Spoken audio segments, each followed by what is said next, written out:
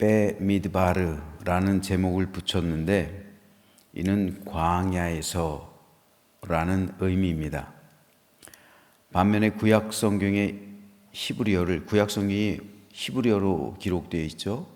이 히브리어를 세대가 지나면서 이스라엘 민족들이 이제 헬라 문화권에 있다 보니까 히브리어를 잊어버려요.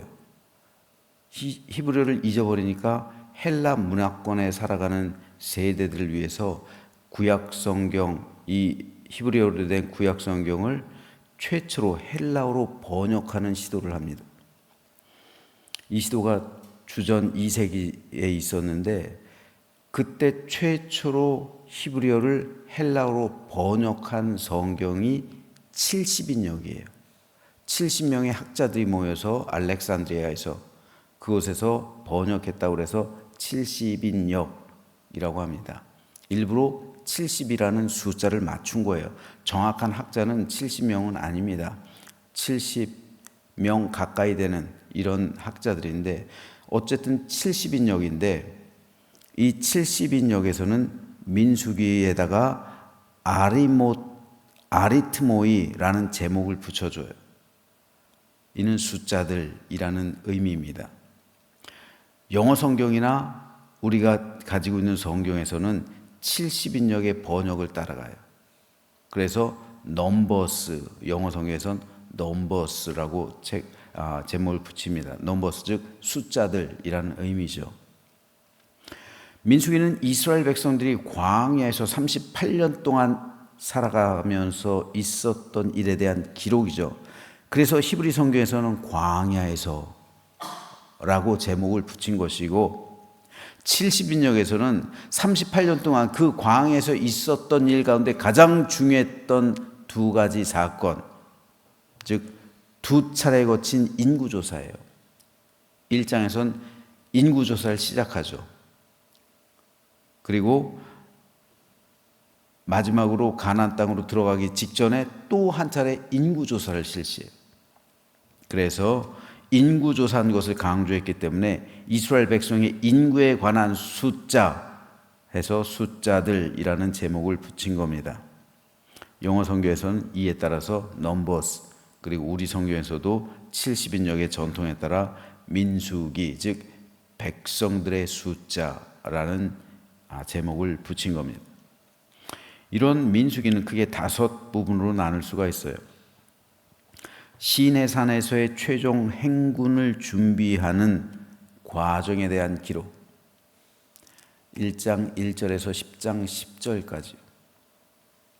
이때가 주전 1445년 2월 1일부터 20일까지 약 20일입니다.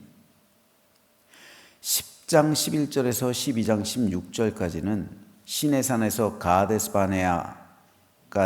가데스바네아의 제1차 집결까지의 기간이고요. 주전 1445년 2월 20일부터 3월 1일까지 약 열흘간, 13장에서 19장 가데스바네아 반역 사건으로부터 38년간의 공백기 후 가데스바네아 2차 재집결까지의 기간, 1445년 주전 3월 1일부터 1406년 1월까지, 그리고 20장 1절부터 21장 20절까지는 가데스바네아에서 모압 평지 도착까지, 주전 1406년 1월 초에서 7월까지 기간이고요. 마지막으로 21장 21절에서 끝절까지 36장 13절까지는 제2차 군대 계수 실시 이후부터 모세 신명기 설교 시작까지, 이때가 주전 1406년 7월부터 10월까지 이렇게 5문단으로 기록되어 있습니다.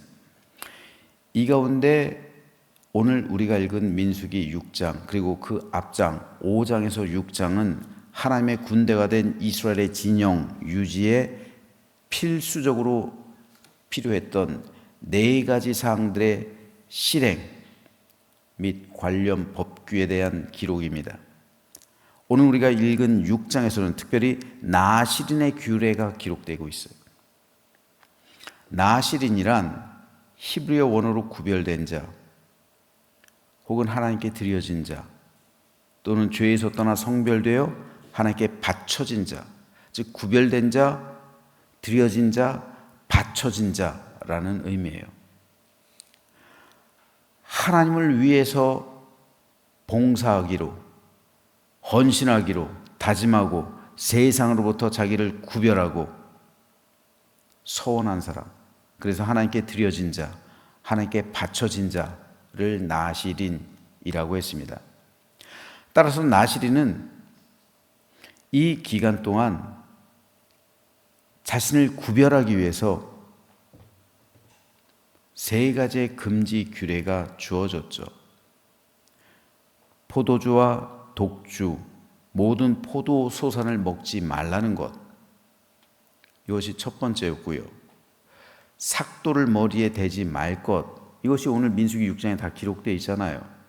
그리고 시체를 가까이 하지 말 것, 부모의 시체라도 가까이 하지 말라고 그랬죠. 제사장은 부모의 시체를 가까이 하는 것은 부정이 아니에요.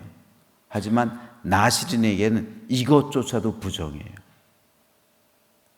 이런 나시린은 두 종류가 있었어요. 첫째로는 일정 기간 동안 서원을 하는 일시적인 나시린, 즉 내가 기간을 정하는 거예요. 1년이면 1년, 3년이면 3년 기간을 정하는 거예요. 그거는 자기 스스로 서원을 하는, 그러니까 서원이잖아요. 서원. 자신을 나시린으로 드리기로 서원한 사람은 1년이면 1년 동안 어떤 일이 있어도 이 세 가지 금지 규례를 지키고, 그런데 그 기간 동안 혹시라도 부모님이 돌아가실 수도 있고 그럴 수 있잖아요. 그래서 불가피하게 시체를 접촉할 수 있어요. 그러면은 다시 시작이에요. 다시 시작. 1년을.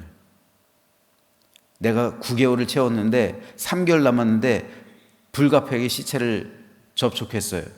그러면 다시 처음부터 9개월은 무효. 그렇게 됐어요. 그게 오늘 본문에 기록되어 있잖아요. 6장에.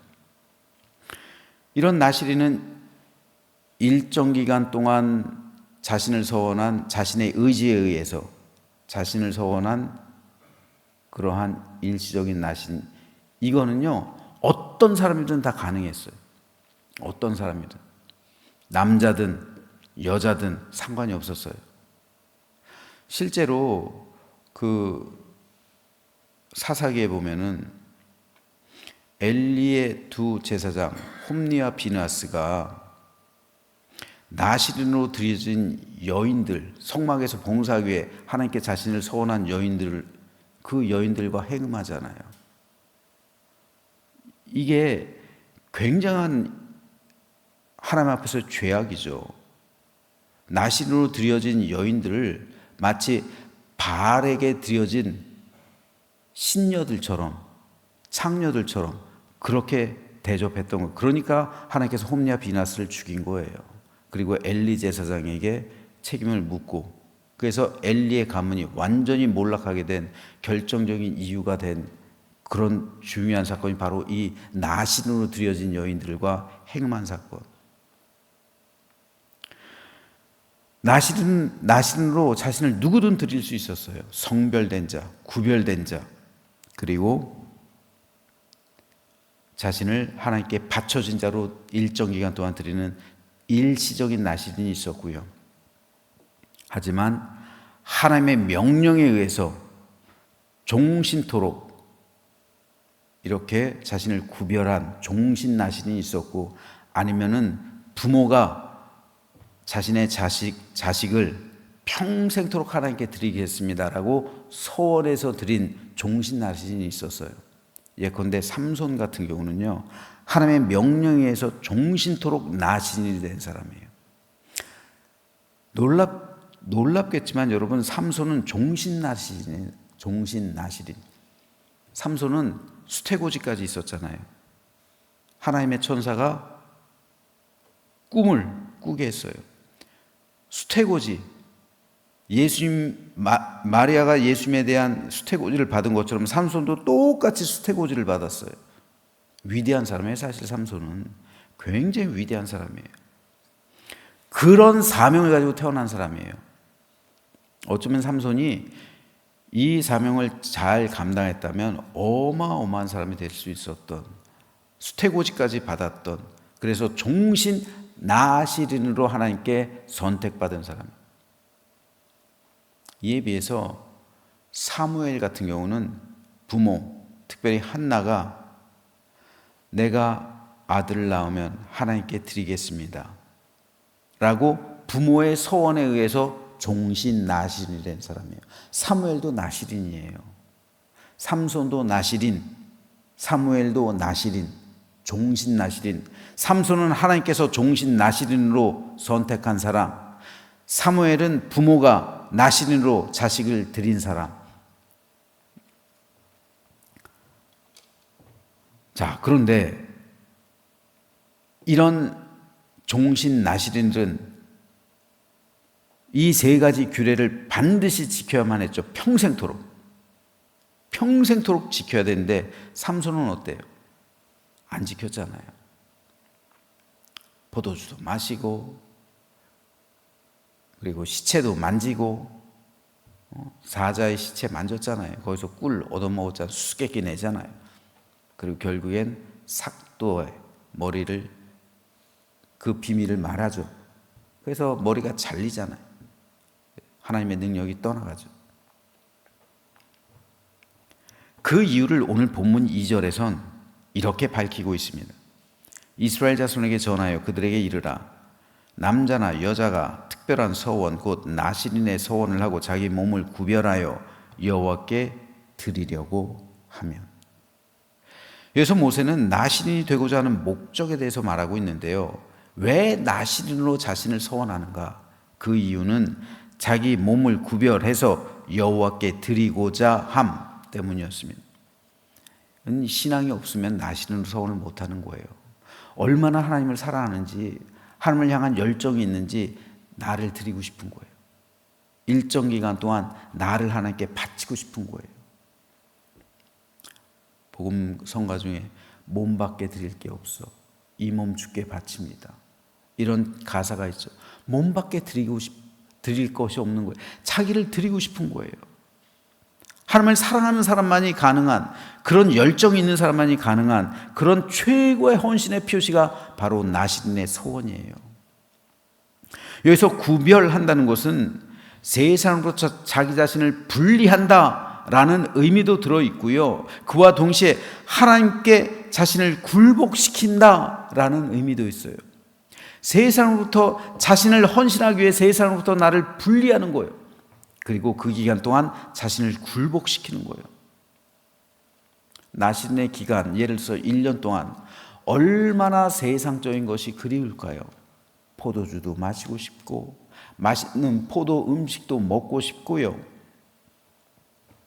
하지만 그 기간 동안은 절제하는 거예요. 굴복시키는 거예요. 사도 바울도 잠시 동안 자신을 나시린으로 서원한 적이 있었어요. 그래서 고린도의 겐그레아 항구에서 예루살렘으로 출발하면서, 이때가 2차 전도 여행이었죠. 2차 전도 여행을 마무리하면서 이제 이스라엘로 출발하기에 앞서서 고린도 겐그레아 항구에서 자신의 머리를 깎아요. 그 기록이 나와 있죠. 소원 기간을 당한 거예요. 나시린의 소원. 그래서 삭도로 머리를 깎은 거예요. 어떤 소원이었는지는 정확하게 알려져 있지는 않지만 아마도 2차 전도 여행을 떠나면서 했던 소원 같아요. 2차 전도 여행을 떠나면서 예루살렘에서, 그리고 안디옥에서 출발하면서 소원을 했던 것 같아요. 자신을 나시린이 되게 하겠습니다. 2차 전도 기간 동안. 그래서 마무리하면서 갱그레아 항구에서 머리를 깎은 거예요. 사도 바울도 나시린의 소원을 일시적으로 했었다고요. 그 기간 동안 바울은 포도주를 마시지 않은 거예요. 복음을 전파하면서 약 1년 6개월 그 정도 될 겁니다. 2차 전도 기간이요. 넘죠. 2차 전도 기간이 훨씬 넘죠. 그 기간 동안에 바울은 포도주 마시지 않고 포도, 열매, 건포도건 아무것도 마시지, 포도즙도 마시지 않고요.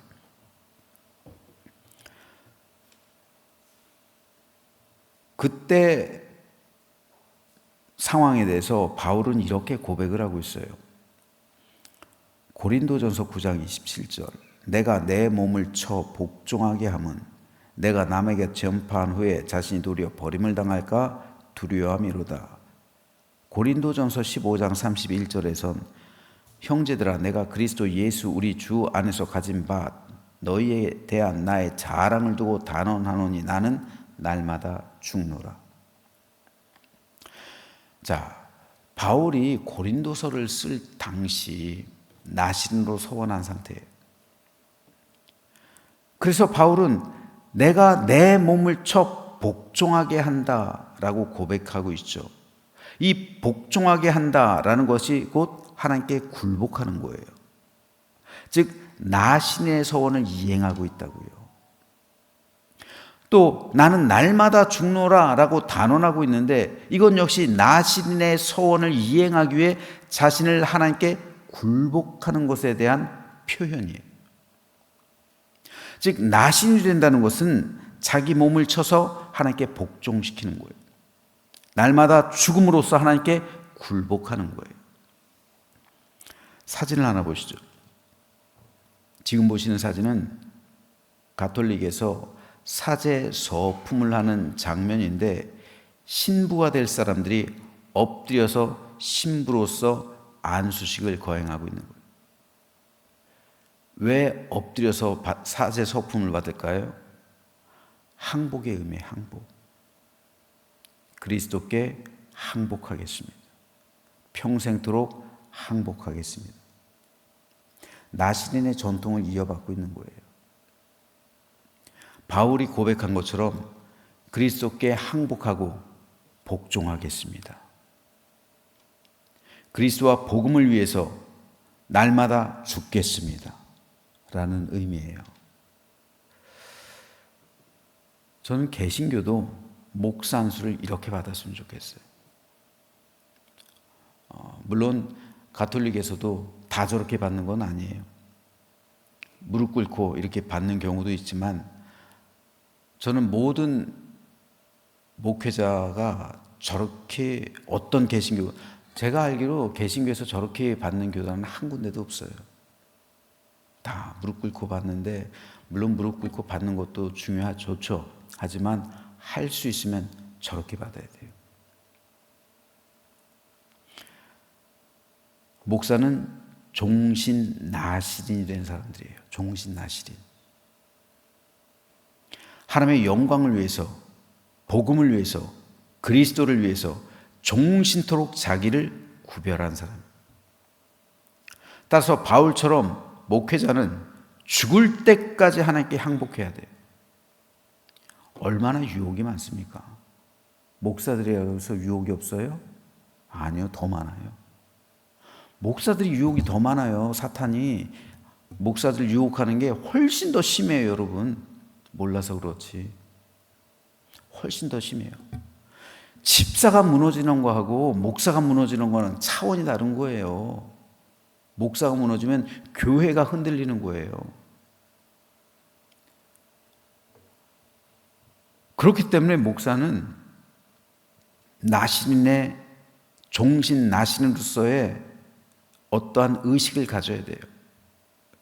그래서 바울처럼 죽을 때까지 하나님께 항복해야 돼요. 그 과정에서 자신의 몸을 쳐서 복종시켜야 돼요. 날마다 죽어야 돼요.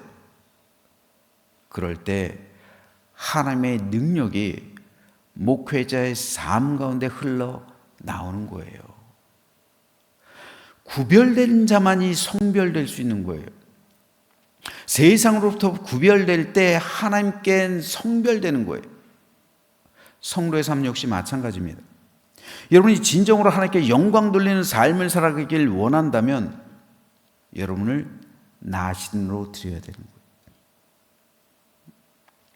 세상으로부터 여러분을 구별해야 합니다. 하나님께 항복해야 돼요. 그때 성별되는 거예요. 하나님의 능력과 권세는 하나님께 항복하고 굴복하고 복종하는 사람에게만 흘러나옵니다. 하나님의 영광을 위해서 날마다 죽는 사람에게만 생명의 향기가 나오는 거예요. 내가 죽지 않는 곳엔 인간의 생각이 나와요. 끊임없이. 그래서 저는 날마다 밤 9시 교회에 와서 기도하기로 작정한 사람, 일정 기간 작정했잖아요. 그분들의 기도를 나시린의 기도라고 이름을 붙인 거예요. 일정 기간 동안 내가 나와서 기도하겠습니다. 꼭 그 기도뿐 아니라 새벽 기도 마찬가지예요. 내가 새벽 예배는 내가 지키겠습니다. 또 짝꿍 기도도 있죠, 우리 교회. 짝꿍 기도도 있고요.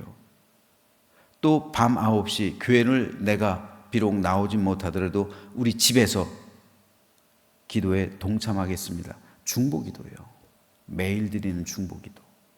이 모든 것이 자신을 나시린으로 하나님께 드리는 거예요. 저는 우리 교회에 이런 나시린의 의식을 가진 성도들이 많아지길 소망합니다. 자신을 구별하는 거예요. 이 기간 동안 자신을 구별하고, 아니 이 기간 동안만 아니라 내가 살아가는 일평생 동안 하나님께 굴복하는 거예요. 나 자신을 굴복시키는, 항복하는. 그래서 항복하고 복종하고 나는 날마다 죽노라. 바울이 자신을 나시린으로 드렸기 때문에 이런 기록을 남길 수 있었던 거예요. 자신을 나시린으로 드렸기 때문에 이런 고백을 할 수 있었던 거예요. 내가 내 몸을 쳐서 복종하게 한다. 나는 날마다 죽노라. 나시린이었기 때문에 고백할 수 있던 믿음의 고백이에요. 저는 이 고백이 저와 여러분에게도 있게 되기를 소망합니다. 그래서 하루하루 살아가면서 나는 나시린이다. 나는 하나님께 구별된 자다. 나는 하나님께 드려진 자다. 나는 하나님께 바쳐진 자다. 이 의식을 가지고 오늘 하루 살아가십시오. 그래서 분명 여러분 오늘 세상 한 복판에서 살아갈 때 수많은 유혹들이 있을 거예요. 수많은 갈등들이 있을 겁니다. 수많은 어려움도 있을 거예요. 수많은 공격들도 받을지 모릅니다. 그럴 때 나는 하나님께 바쳐진 사람, 나는 하나님께 드려진 사람, 나는 하나님께 성별된 사람, 구별된 사람이라는 나시린, 나는 나시린이다 라고 생각하시면서 내가 어떻게 성별된 자로 오늘을 살아갈지, 내 입이 구별돼야 되고요, 내 마음이 성별돼야 되고, 내 삶이 하나님께 드려진다면 내가 내 몸을 쳐서 복종하게 할 수 있고, 그리고 내가 하나님께 항복할 수 있고, 내가 하나님께 굴복할 수 있고, 그리고 나는 날마다 죽노라 라는 믿음의 고백을 할 수 있음을 믿으시면서, 그럴 때 하나님의 능력이 여러분에게 흘러나오고 생명의 향기가 여러분의 삶과 여러분의 행동과 여러분의 입술과 여러분의 모든 것에서 흘러나오게 된다는 사실을 믿으시면서, 그럴 때 하나님의 복음이 여러분을 통해서 이 세상에 흘러넘치게 되고 여러분이 몸담고 있는 그곳이 하나님의 나라가 임하게 된다는 사실을 믿으시면서 나시린으로서 하루하루 살아나가며 생명력 있는, 영향력 있는 믿음의 삶을 살아가는 저와 여러분 되시기를 주님의 이름으로 축원합니다.